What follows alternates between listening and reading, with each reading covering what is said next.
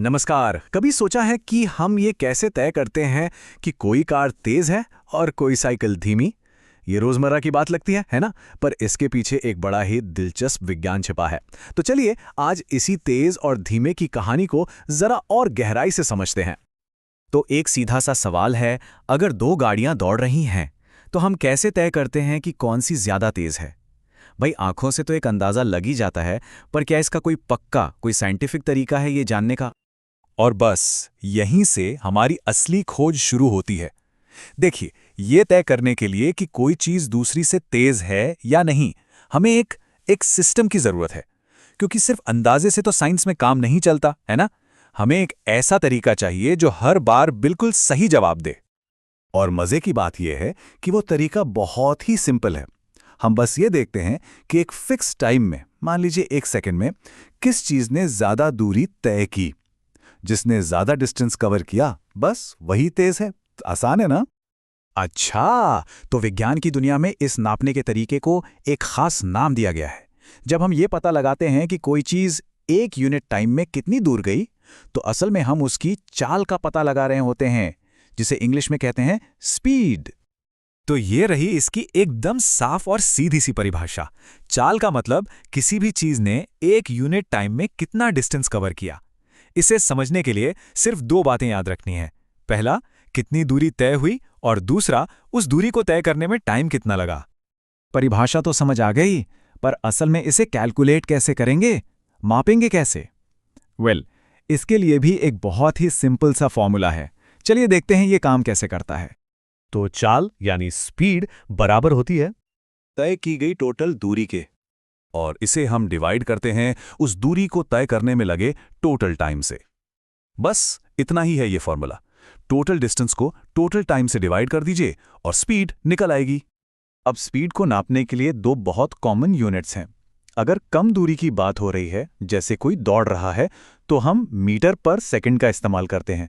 और अगर लंबी दूरियों की बात हो, जैसे कार या ट्रेन, तो हम किलोमीटर पर आवर या किलोमीटर प्रति घंटा यूज करते हैं। चलो ठीक है, थ्योरी बहुत हो गई। अब इस फॉर्मूले को एक असली एग्जाम्पल के साथ ट्राई करते हैं।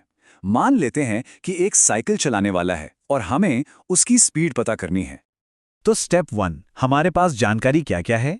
डिस्टेंस है 3.6 किलोमीटर्स और टाइम है 15 मिनट्स। ओके। स्टेप 2, यूनिट्स को बदलना होगा। किलोमीटर को बदलते हैं मीटर में, यानी 3600 मीटर्स, और मिनट्स को सेकंड्स में, यानी 900 सेकंड्स। अब आता है स्टेप 3, कैलकुलेशन। हम 3600 मीटर को 900 सेकंड से डिवाइड करेंगे। तो सोचिए फाइनल आंसर क्या होगा?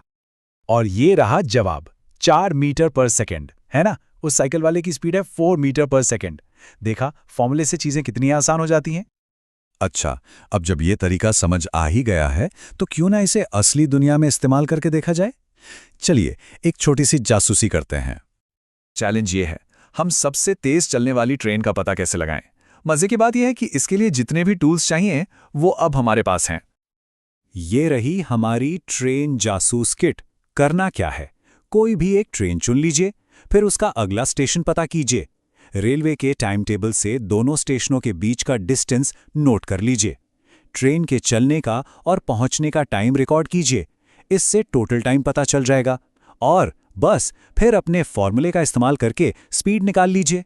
अलग अलग ट्रेनों के लिए ऐसा करके सबसे तेज ट्रेन को ढूंढना कितना आसान हो जाएगा। तो इस पूरी बातचीत का सबसे जरूरी पॉइंट क्या है? मेन टेकअवे क्या है?